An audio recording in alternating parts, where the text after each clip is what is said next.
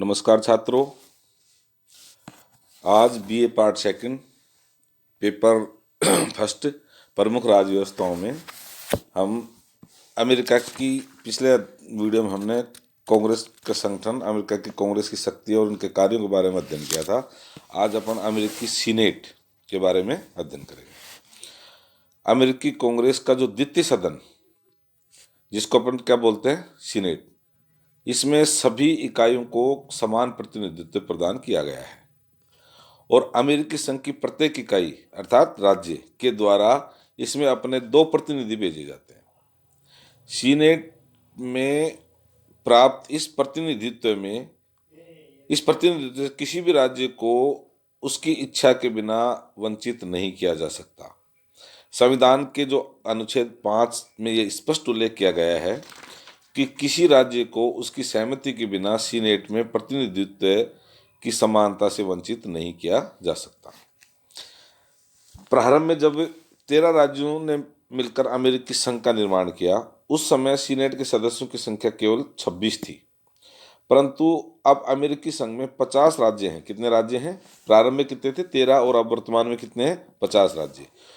और सीनेट के सदस्यों की संख्या 100 हो गई है। अब सीनेट के सदस्यों की योग्यताएं क्या क्या होनी चाहिए? जो व्यक्ति सीनेट की सदस्यता के लिए उम्मीदवार होना चाहते हैं, उनके लिए कौन कौन सी योग्यताएं? पहली योग्यता, वह 30 वर्ष की आयु पूरी कर चुका हो। दूसरी, वह उस राज्य का निवासी हो जिसका प्रतिनिधित्व वह सीनेट में करना चाहता है। और तीसरी, वह कम से कम 9 वर्ष से संयुक्त राज्य अमेरिका में निवास करता हो। अब सदस्यों का चुनाव कैसे होता है? इसमें प्रारंभ में सीनेट के सदस्यों के निर्वाचन हेतु अप्रत्यक्ष निर्वाचन की व्यवस्था को अपनाया गया था और यह व्यवस्था की गई थी कि राज्यों के विधानमंडल सीनेट सदस्यों को निर्वाचित करके भेजेंगे। लेकिन कुछ समय तक तो यह व्यवस्था ठीक चली, किंतु बाद में इस व्यवस्था में अनेक दोष उत्पन्न होने लगे। कुछ राज्यों की विधानसभाओं के सदस्यों में आपसी झगड़े और मतभेद इतने उग्र थे कि वे अनेक बार किसी भी सदस्य को सीनेट के लिए नहीं चुन सके। अतः सीनेट में कई राज्यों के स्थान रिक्त पड़े रहते थे।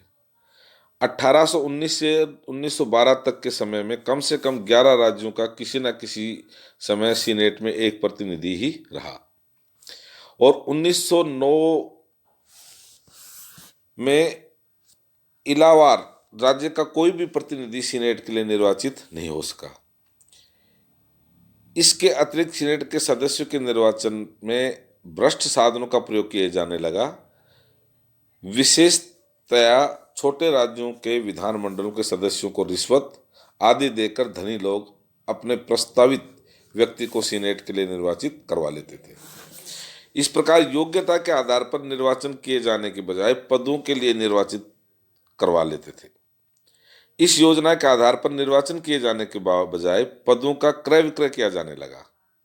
एक निश्चित रूप से चिंता की स्थिति थी और इसे दूर करने के लिए जनता में यह विचार बल पकड़ने लग गया कि सीनेट के सदस्यों को प्रत्यक्ष रूप से निर्वाचित किया जाना चाहिए। इसी कारण 1912 में 1912 में संविधान में 17वां संशोधन प्रस्तावित किया गया। इसका उद्देश्य था कि सीनेट के सदस्यों को चुनाव सीधे जनता द्वारा किया जाए और यह संशोधन 1913 में पारित हुआ और तब से ही सीनेट के सदस्यों का निर्वाचन प्रत्यक्ष रूप से होता है। कैसे होता है? इनका निर्वाचन प्रत्यक्ष रूप से। इसके परिणाम स्वरूप सीनेट का महत्व बढ़ गया और यह जनता की वैसी ही प्रतिनिधि बन गई जैसे कि प्रतिनिधि सभा। अब इसकी अवधि, सीनेट एक स्थायी सदन है। सीनेट कौन सा सदन है? स्थायी सदन है, जिसके सदस्य 6 वर्ष की अवधि के लिए निर्वाचित किए जाते हैं और प्रति 2 वर्ष बाद 1/3 सदस्य अवकाश ग्रहण करते हैं, जिनके स्थान पर नवीन निर्वाचन कराए जाते हैं।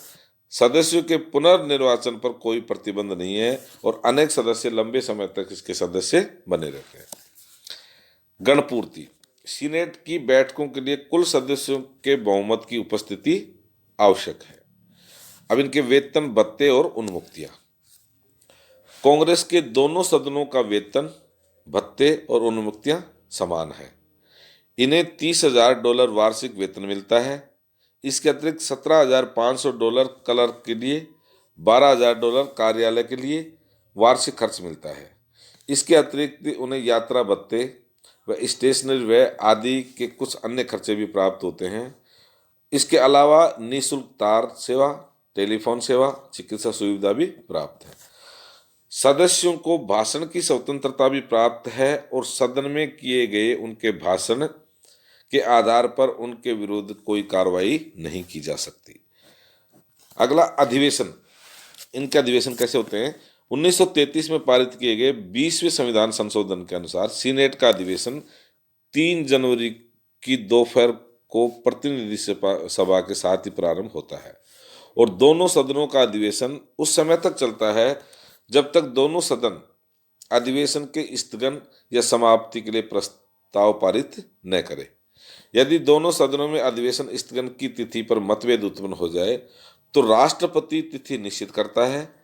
सामान्यतया यह अधिवेशन जुलाई में समाप्त होता है, किंतु यदि युद्ध या अन्य संकट की स्थिति में अधिक समय तक भी चलता है तो राष्ट्रपति के द्वारा कांग्रेस के सदनों के विशेष अधिवेशन भी आमंत्रित किए जा सकते हैं। सभापति और अन्य पदाधिकारी कौन कौन होते हैं इसमें? अमेरिकी राज्य, संयुक्त राज्य अमेरिका का उपराष्ट्रपति सीनेट का पदेन सभापति होता है। कौन होता है पदेन सभापति? उपराष्ट्रपति। उपराष्ट्रपति सीनेट का सदस्य नहीं होता और प्रतिनिधि सभा के अध्यक्ष की तुलना में उसके द्वारा सीनेट की कार्रवाई का संचालन लगभग पूर्ण निष्पक्षता के साथ किया जाता है। वह मतदान में भाग नहीं लेता। पक्ष और विपक्ष के बराबर मत आने पर टाई पड़ने की स्थिति में ही अपने मतदान का प्रयोग करता है। सीनेट की कार्रवाई के सुनिश्चित नियम हैं कि सीनेट के सदस्य अमेरिकी राजनीति के वरिष्ठ सदस्य होते हैं, इसलिए ऐसे अवसर सामान्यतः नहीं आते जिसमें कि सभापति को व्यवस्था स्थापित करने की अपनी शक्ति का प्रयोग करना पड़े। सभापति के द्वारा सदस्यों को उसी क्रम में बोलने की आज्ञा प्रदान की जाती है जिस क्रम में वो बोलने के लिए उठे। सीनेट अपना एक समसामयिक अध्यक्ष भी चुनने का अधिकार होता है। कौन सा अध्यक्ष? सामयिक अध्यक्ष चुनने का अधिकार होता है। वह बहुमत दल का मनोनीत सदस्य होता है। सीनेट के सभापति और उपसभापति की अनुपस्थिति में यह सदन की बैठकों की अध्यक्षता करता है। सामयिक अध्यक्ष का उद्देश्य क्या होता है? वो सीनेट के जो सभापति और उपसभापति यदि अनुपस्थित रहते हैं तो बैठकों की अध्यक्षता करता है। सामयिक अध्यक्ष सदन का सदस्य होने के नाते उसे सदन की सभी कार्यवाही में भाग लेने और मत देने का अधिकार भी प्राप्त होता है। सीनेट के अन्य पदाधिकारी भी होते हैं, जैसे बहुमत दल का नेता, दल का सचेतक, सचिव, सार्जेंट एंड आर्म्स और सदन या लिपिक आदि। अब फिलीबस्टर सीनेट की कार्रवाई की एक विशेष बात है जिससे उसका दोष कहा जा सकता है। यह रही है कि सीनेट के सदस्यों को मनचाहे समय पर बोलने की स्वतंत्रता प्राप्त है और यदि वाद विवाद प्रारंभ होने से पूर्व ही विचार व्यक्त करने पर समय के प्रतिबंध के रूप में समझौता न हो जाए तो सदस्यों के ऊपर समय का कोई प्रतिबंध लागू नहीं होता है। केवल इतना प्रतिबंध है कि कोई सदस्य एक दिन में एक ही विषय पर 2 से अधिक बार नहीं बोल सकता, लेकिन संशोधनों पर बोलने के लिए यह प्रतिबंध भी लागू नहीं होता है। तो मूल रूप में यह व्यवस्था इस दृष्टि से की गई कि जो विषय हैं उन पर पूर्ण वाद विवाद हो सके, लेकिन कालांतर में सदस्यों, विशेषतया अल्प मत वाले सदस्यों द्वारा इसका दुरुपयोग प्रारंभ कर दिया गया। उनके द्वारा एक विशेष विधेयक या सरकारी कामकाज में रुकावट डालने की दृष्टि से बहुत लंबे समय तक बोलने की प्रवृत्ति अपना ली गई और ऐसे लंबे लंबे भाषण किए जाने लगे जो विचाराधीन विषय से बिल्कुल भी संबंधित नहीं थे। सदन में कामकाज के रुकावट डालने की दृष्टि से अनावश्यक रूप से किए जा रहे इस वाद विवाद को ही फिलीबस्टर कहा जाता है। फिलीबस्टर अब किसको कहेंगे? सदन के कामकाज में रुकावट डालने की दृष्टि से अनावश्यक रूप से किए जा रहे जो वाद विवाद हैं उनको फिलीबस्टर कहा जाता है। अब 1917 से 1937 में इस बुराई को ने क्या कर लिया, भीषण रूप देखा। 17 में 11 सीनेटरों ने मिलकर व्यापारिक जहाजों के शस्त्रीकरण विधेयक को असफल कर दिया। 1937 में दक्षिण क्षेत्र में 20 सीनेटरों ने मिलकर के एंटी लीचिंग विधेयक के विरुद्ध फिलिबस्टर का प्रयोग किया, जिसके परिणाम स्वरूप क्या हुआ कि 6 जनवरी से 21 फरवरी 1937 तक 1.5 महीने में सीनेट कोई कार्य नहीं कर पाई। राष्ट्रपति विल्सन ने इस बुराई पर आक्रोश व्यक्त करते हुए कहा कि हठी व्यक्तियों का कोई भी एक छोटा गुट संयुक्त राज्य की महान सरकार को असहाय और तुच्छ बना सकता है। अतः फिलिबस्टर के विरुद्ध जनमत जागृत हुआ और 1917 में समापन नियम अपनाया गया, जिसमें 1949 में संशोधित करते हुए सीनेट ने यह नियम बना दिया कि यदि कुल सदस्यों के 2/3 बहुमत अर्थात 100 में से 67 सदस्य वाद विवाद बंद करने के लिए एक प्रस्ताव पारित कर दें तो वाद विवाद समाप्त हो जाएगा। लेकिन फिलिबस्टर पर रोक लगाने के लिए 2/3 बहुमत की प्राप्ति कठिन होती है। इसलिए बाद में फिलिबस्टर की प्रवृत्ति को अपनाया जाता रहा और 1953 में सीनेटर मोरिस ने 22 घंटे 6 मिनट तक भाषण देकर इस प्रवृत्ति को अपनाया। तो 1917 के नियम के आधार पर अब तक केवल 4 बार फिलिबस्टर पर रोक लगाई जा सकी है।